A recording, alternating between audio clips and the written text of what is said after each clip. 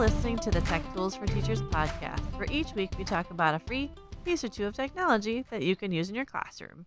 I'm your host, Shanna Martin. I'm a middle school teacher, technology coach, and personalized learning coordinator for my district. And I'm her producer and husband, Fuzz.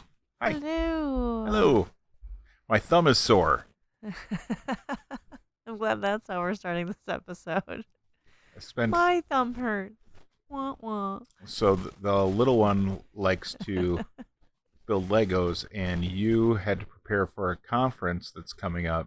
Mm-hmm. So I wanted to do something fun, so I thought I would go buy a Lego set this morning. Well, it turns out we have another Lego set. It's the Lego Boost, which is a 5-in-1 robot building one. Mm-hmm. So I broke that down from the robot. She wanted the robot cat. She played with the old one.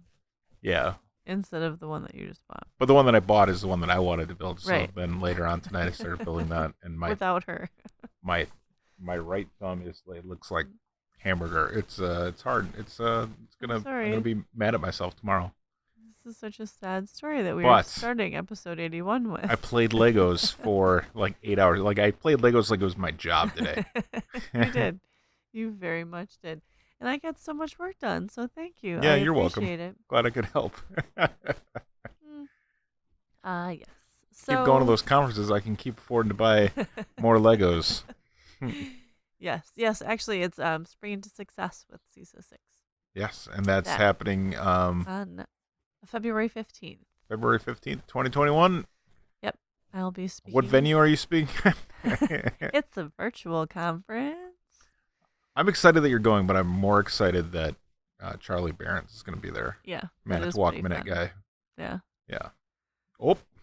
You can join my conference virtually. If you see him, you won't see him because you'll be virtual. Well, I will watch him. Yeah, you'll watch him, but you won't pass him in the hall or in the green room. I'll pass him maybe on the screens, Yeah. Just say tell him to say hi to his folks for us. Yes. So, yes, prepping for that. And while doing so, there was a great discovery this week. So, I am sticking to my piece or two of technology. I feel like this season I've really worked on no, really. Let's be real. Once or twice I actually hit this, and I call it a mini episode because we're talking about one website, but this website has so much stuff. Wasn't last week supposed to be a mini episode too? No, it was just I was just working really hard to stick with a piece or two of technology, and I think I had 3. Not a piece or 6 of technology? Yeah. So, Do we have one piece of technology today? Today, we have 1. Whoa. It's a miracle. But it's jam-packed with so much stuff. It has so many things in it that it's 6. So I was like, well, it is a piece of technology. So it is. It's super cool, though. It is fun. We've been playing around with this all week, and it's called Whiteboard.chat is the website. Whiteboard.chat. And I'm familiar with other teachers kind of talking about it before, but I've not really dug into it. I have a lot of whiteboard things, and I was like, there's so many things that I'm constantly exploring and trying out and throwing at people like, hey, let's try this. Let's see what happens. Mm-hmm. And so I finally sat down and was like, you know what? I'm going to try it. And oh my goodness. As soon as I started playing on it, I literally but I have a little cart that I push around in my school. So I wheeled my little cart down to high school math so I could share it with one of the first year teachers there that is kind of gung-ho on trying out anything in her classroom. Cool. And so I was like, we got to do this in math class. And then we realized it's also fantastic for elementary. It is fantastic for music. It is fantastic for virtual learning. Science. It is fantastic for science. It is fantastic for little, elementary kids can totally manipulate the site. It is the coolest. So I'm going to walk you through the 12,000 tools that it has to offer, and maybe we'll talk about 10. So again, it's whiteboard.chat. It's whiteboard.chat. It's free, which is always amazing. And this week it was great because you kind of experienced it with me because I was sending you chats because I needed people inside of my school district and outside of my school district. I needed to see how I could manipulate Yeah. people within this Sure. website.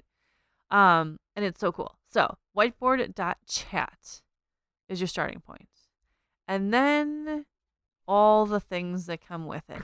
So I guess the starting point would be in the upper right hand corner where it says invite. And you click invite and you can get your students in by QR code.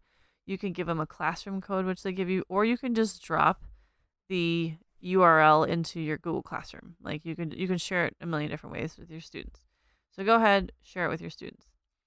Then you have lots of options. So on the left-hand side of the screen, you can choose to make like a little book where you have different pages where students could I've seen it set up where students it's almost like I guess a workbook or like pages for students to work through like problems that they need to solve within a certain order, or if they're doing a story, or if you're doing this virtually, that way you can have everything preset for your lesson and then all the students have their own copy so you can be walking them through the lesson. Sure. And that alone on the left hand side, like that little book icon, has about over 20 choices, like 20 different tools that go with just that. So like you can clear all your student pages. So what this does is when you open up a new whiteboard chat, I have to keep like backing up. You can choose either to create your whiteboard so everybody's working on the same one, Mm-hmm. or it can assign a different whiteboard to every student, Mm-hmm. or you can set it up in groups. Okay. Okay. Then you as a teacher have, or anybody who starts it, has this nifty little grid view on the bottom. And if you click on that, you can see all of your students' screens at the same time. That's cool. So what's cool about that is you can keep an eye on everybody at once, especially if you're doing virtual learning or some sort of blended learning, or if you're, I know like we have some days where we have to be teaching virtually, and so then you can Google Meet and literally you could talk to your students and then, all right, go ahead and have your work time, and you can watch the kids like in real time working on their boards. Mm-hmm. So cool. And then you go back to single view, then you have your own board where it's just what you're working on, or like what your setup for the students is, or unless everyone's on the same board, which also can happen because that's kind of what you and I played around with both of us working on Yes. the same board. Gets a little crazy though. It does get a little crazy when you have more than like probably 2 or 3 people on a board, unless Yeah. unless they have a real task. I mean, you and I were kind of just messing around. Yeah, but, we were. Yeah. like if Yeah. kids have a purpose, they absolutely can do group work there. Yes. So, okay. So that's sort of a place to start. Grids, if you click on the little grid tool, you've got like 12,000 options. What I thought was so cool. So I always think of like whiteboards, like math, because you're drawing, you're explaining, there's a lot of talking, you need to be able to see things. But this one will change your whiteboard background to like handwriting, which is lined paper. Okay. So you can switch it to lined paper to have a view that way. You can switch it to a coordinate plane, which is so cool. That's cool. You can switch it to be college lined paper. Mm-hmm. And one of my favorites is you can switch it to music sheets. So Nice. it's literally like blank music paper where students could like explain, like if you're in music class or band, and if you're explaining like back to your teacher or like what you just played, or you're in charge of writing a song, or you're in charge of putting together a couple of bars of music, they can literally like, or different types of notes and how to do 4/4 time and 2/4 time. You know, like you can explain all of that, and you have actually like a space to do it, which I feel like there's just so many options. There's like a box that you can do in, like a Actually, grid box, and like add grids into there.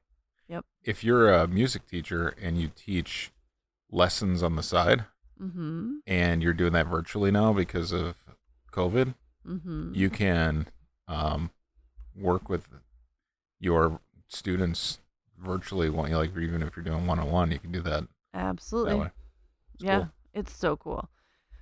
So there's that. So there's the grid tool. There's like the manage boards tool where you go in the little folder and it's got all your boards. Even if you didn't title them, like here's all the boards that you didn't title. So it keeps track of all your stuff for you, even when you think you're losing your stuff. You can download what you've done. You can pause animations. You can add media, which is kind of interesting. You can add webcam photos or add webcam audio. So if you're not using Google Meet or something, this will like kind of coincide with your webcam if you need it to. You can move things, resize them. There's like a whole nother like toolbox. You can upload files, which is pretty cool, straight from your Google Drive or from your computer, which is really nice. They've got drawing tools and like text tools and all that kind of stuff, like all those like basic things too. But there's like a billion options. So that's the left-hand side of the screen where you're like drawing and doing stuff.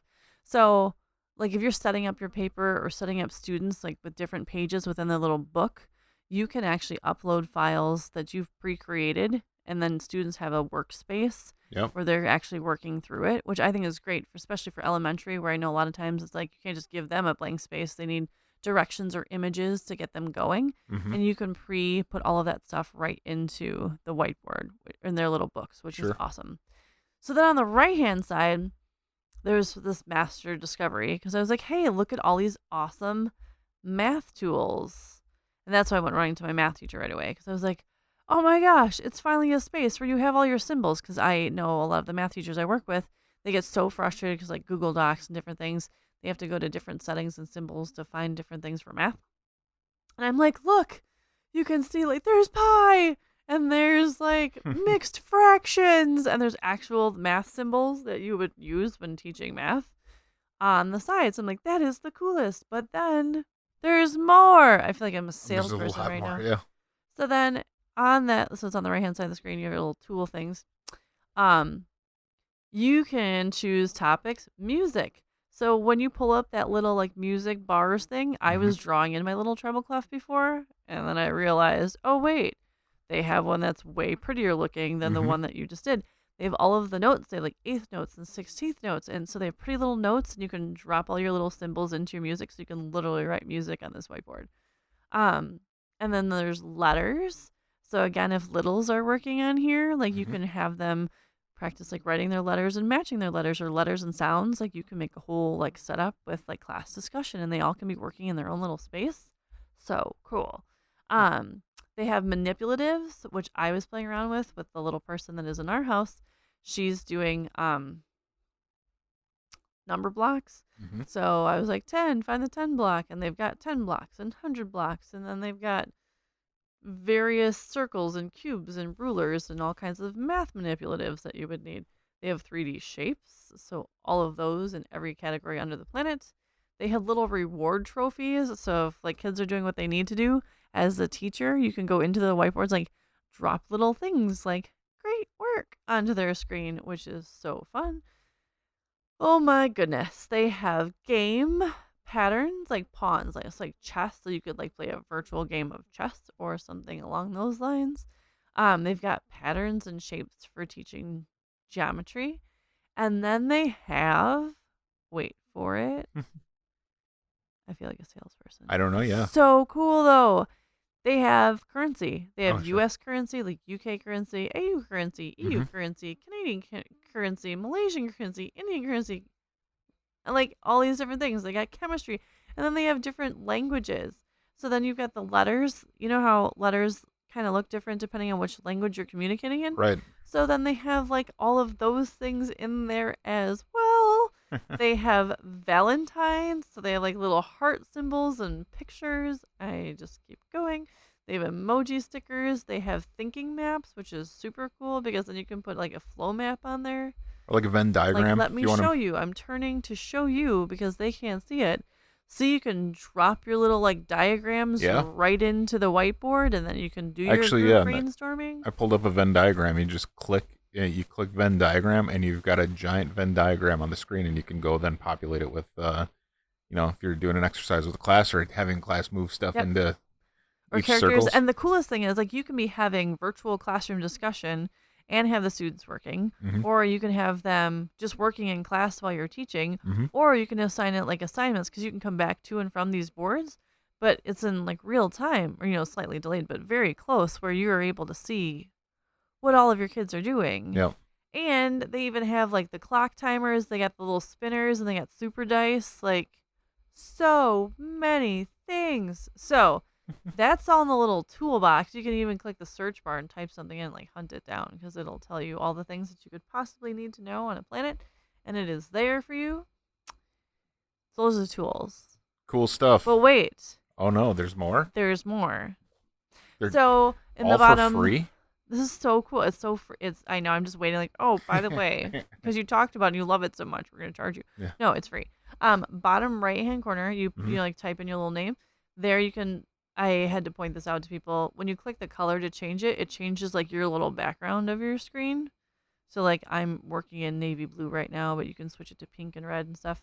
And you can change the thickness of your pen that you use to write and the letter size in which you type, which is kind of cool. And And why don't you? I'll let you tell them about the cool feature when you can freeze everybody out.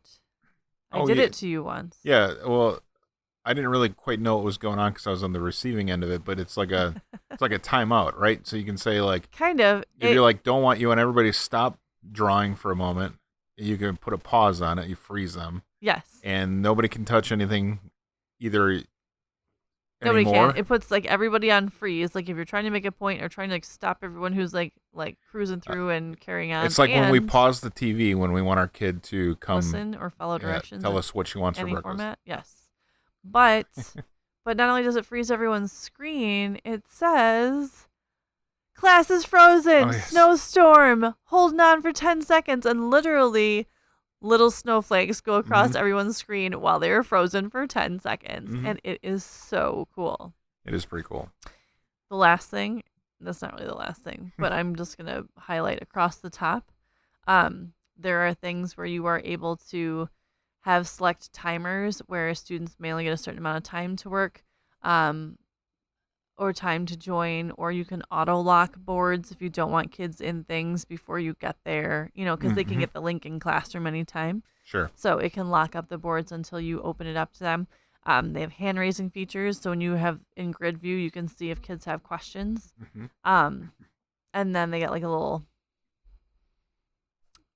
painter's palette so you can pick colors and things like that. Settings. So for the whiteboard, there are so many different settings, but like you can set it so students can only see simple tools. Like if you're working with elementary kids, there are so many features, it would probably get overwhelming. So there you can enable or disable webcam stuff. There's all different things, and you have control over all of that in your settings. So it's free. You create a little account, and I didn't even go over all of the tools. There's still more, but it's definitely like explore and dig into this because there are so many cool features and cool ways to use this in your classroom. Sure. And get kids engaged in collaborating in group work. And as a teacher, you can still see what everyone's doing, which I think is great, and kind of just keep an eye on group work and collaboration, and it is so cool. I also like when you choose the color that you're going to draw with, it makes the whole like border of the screen the color that you have selected, so you know what you're going to be drawing with. It's pretty cool. Yes, and that way too, between kids, when they pick different backgrounds, then you can kind of tell between kids. Oh yeah. Who's who doing what board? Sure. Which is pretty cool. Yeah, so it's so cool, and it's one tech tool that is free that has like 8 billion choices, combinations, and subjects that can use it. It's just very beneficial. So I say check out whiteboard.chat. I'm sure there's 1 or 1,000 ways that you could use it in your classroom. Very good. Whether your classroom's in person or virtual. Yeah, it's definitely a cool tool. Can I drop some tech tool update on us yes. for those? Yes. So one of our favorite tools that we use here at, just here at home base. Here at home base. If you're using Chrome, before using the Great Suspender was the I use it all the time. tool. I did. Yeah, it was such a cool tool that you could use to shore up resources on your computer. So if you had like you put everything to sleep. Yeah, when you weren't using it, basically. Put things to sleep. Unfortunately, somewhere later last year, the owner of the Great Suspender sold the company to another company, and they put in some things that people said was malware. So it apparently was causing it was asking for permissions that it shouldn't have and doing things that a tool that is designed to just shut tabs down shouldn't have access to. So Chrome has deemed it malware, and it no longer works. Now, there is a new one called Tab Suspender, which is one that people are liking. Functionality isn't as good as the Great Suspender was, which you basically just turn it on and it worked. So, but if you had the Great Suspender, it is unfortunately time to find something new to use. There's also one called the Marvelous Suspender, which is basically a clone of the old Great Suspender. So, but anyway, that's it's bad news. It's not the end of the world. It's unfortunate news, I guess is the word I'm looking for. So, the more you know. I recommend removing that from your Chrome extensions if you haven't already.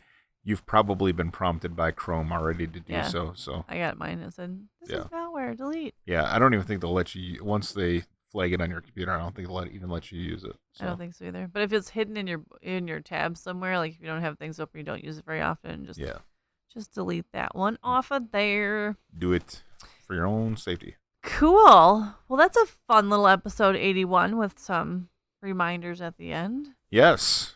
Whiteboard.chat.